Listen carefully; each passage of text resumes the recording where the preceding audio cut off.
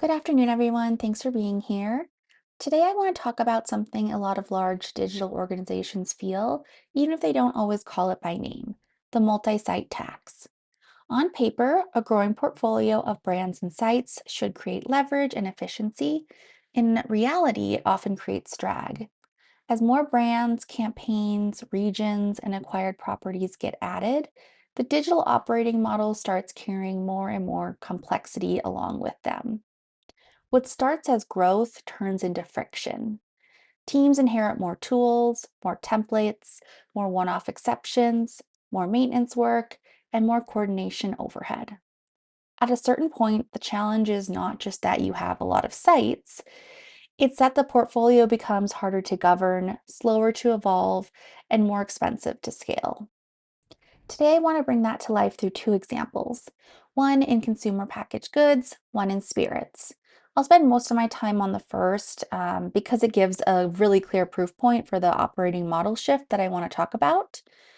So, the question is not just how do we build more sites, it's how do we build an operating model where governance, speed, and flexibility can improve together. That's the lens I want to use for the rest of this session. To set up the case study, let's start with the operating problem underneath it. In a large brand portfolio, teams need governance, consistency, and speed at the same time. Traditionally, the answer has been some kind of shared multi site foundation with common standards, common components, and centralized oversight. That model made a lot of sense, and in many cases it still does, but portfolios rarely stay neat. New brands come in through acquisition, new product lines launch, regions expand, campaigns get their own microsites. And when that happens, the business often inherits websites built on different platforms with different content models, workflows, and templates. And that's where the tax starts to show up. You see it in duplicated effort, you see it in inconsistent governance, and you see it in more maintenance burdens and slower launches. You feel it when every new migration is just a little too custom. And you feel it when leaders want central control and local flexibility, but the operating model makes those goals feel like a trade off. The Conagra story I'll share next is one example of that tension, but it's a pattern we see across a lot of multi brand portfolios. Where Source comes in is as a fully managed SaaS platform for building and governing digital experiences. We built it as a kind of digital command center that brings content, assets, governance, analytics, and AI agents into one workspace. The reason that matters is simple. In most organizations, the work is spread across a lot of different tools and tabs.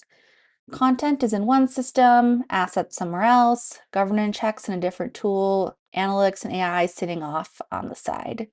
Source is designed to pull those threads together so that the insight can lead directly to action in one place. We usually describe the shift in three parts. One, command center, workflow first, and managed SaaS. With the deeper point is that teams are no longer asked to stitch the whole system together on their own. More of the platform burden gets absorbed into a managed environment. That matters because the real friction in digital delivery is often not where the code lives. It's how work moves from idea to review to launch, and how governance gets enforced along the way. When more of that happens in one managed environment, teams spend less time managing overhead and more time actually delivering work. So, this is not just a technology refresh, it is a different way of organizing portfolio delivery with the goal of making scale much more repeatable. So, this is where the story becomes more concrete. Let's look at Conagra. For anyone less familiar with them, Conagra is a major North American packaged food company with a broad portfolio of household brands. A number of those brands have come into the business through acquisition. That matters here because those acquisitions bring their own websites and their own platforms along with the brands. In Acquia's Conagra Spotlight, they described a very familiar pattern. When Conagra acquired a brand that was running on platforms like Shopify or WordPress, migrating that site onto their main platform often meant rebuilding every component from scratch. Historically, that work took a team of 3 to 4 people, about 3 months for a single site. With Source and AI-assisted workflows, that changed. In the story, a senior systems analyst explains that he was able to do that same migration himself in roughly 6 weeks, still delivering the custom animations and visual polish the brand team wanted. And it didn't stop at one site. And the important part is that his pace keeps increasing. What started as a one high impact rebuild has become a repeatable pattern across more brand sites. And this is what gets leadership's attention. It's not just that one project got faster, it suggests a different delivery model for the portfolio as a whole, especially in an environment where acquisitions keep adding new brands, new sites, and new complexity. He described it as a platform finally getting out of the way. The back end feels simpler, the operational effort comes down, and the portfolio can move faster. This is the kind of shift leaders are looking for. So, why did that model work better? The important point is that the speed did not come from one magic feature. It came from removing friction across the process. And that matters because a lot of organizations go looking for one breakthrough capability when the real cost is usually hiding in handoffs, dependencies, and platform overhead. When teams work in one managed environment built for speed and consistency, they're not spreading effort across disconnected tools, tickets, and platform tasks. They're spending less time coordinating around the system and more time moving work through it. That creates fewer dependencies, less maintenance overhead, more reuse, and a simpler path from concept to launch. In a multi brand environment, those savings compound quickly. One inefficiency on one site might be manageable, but when it repeats across multiple brands, launches, migrations, and refreshes, it becomes a real portfolio level drag. What Source changes in the Conagra example is not just the build time on a single project.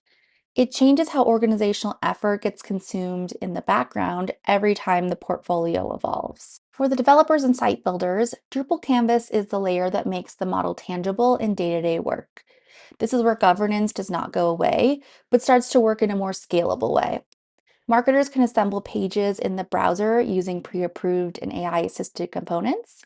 Technical teams still define the reusable system and the guardrails around it. That is a healthy split of responsibility. Technical teams govern the system, where marketing gets more control over layout speed and content execution. And that matters because speed only helps if people can actually use it. If every change still has to bottleneck through the same technical queue, then the operating model has not really changed. What Canvas enables is a setup where more teams can move faster inside a governed framework. The final layer in this story is AI. Source already supports AI assistant content, site building, governance, AEO, SEO. What changed this spring is that we added Acquia AI with digital teammates that can pick up the repetitive work in those areas. So while keeping higher risk actions inside a human review loop with the full audit trails, those agents run under the same roles and permissions as human users. High risk actions are queued for review before they ever touch production. That means you get automation where it is safe and useful without giving up oversight. For leadership teams, that is the important point. The goal is not uncontrolled automation. The goal is to remove repetitive work while keeping approval review and accountability in place. So the promise here is not AI for the sake of AI, it's governed acceleration. I also want to mention Edrington briefly because it shows the same multi-site tax in a different form. Conagra is a large-scale portfolio version of the problem, where Edrington is more of a multi-brand version across a portfolio of smaller brand and campaign sites. In Edrington's Acquia story, one of those B2B sites was sitting on WordPress and GoDaddy with no real way to govern it, secure it, or keep it up to date. The goal was to bring these sites onto the Acquia platform and manage them more consistently across the board. What makes that relevant here is that the challenge was not just migration, it was also about preserving brand quality, meeting alcohol-related compliance requirements, and improving those sites could be governed over time. The standout example is the age gate. Using AI and prompt engineering on Acquia Source, the team went from nothing to a modernized, better performing age gate in a single 15-minute call. while still supporting a governed editor experience inside Drupal canvas. So if Conagra shows how Source can reduce repeated rebuild efforts across a growing portfolio, Adroutine shows how the same model can help bring smaller multi-brand sites under better governance without losing speed. So at the leadership level, the issue is not simply how to build more sites, it's how to build an operating model where governance, speed, and flexibility can scale together. Conagra shows what that looks like in a large multi-site portfolio, where repeatable build effort can become a real drag on the business, because as acquisitions add more brands, more sites, and more complexity. Edgerton shows the same tax in a different form. There it shows up in a more multi-brand portfolio of smaller sites where governance, compliance, and upkeep still become difficult when the operating model is too fragmented. And that's the real takeaway. Standardize what needs to be governed, empower what needs to move faster, and reduce friction wherever complexity starts to pile up. And that's how teams begin to defeat the multi-site tax. Thanks so much.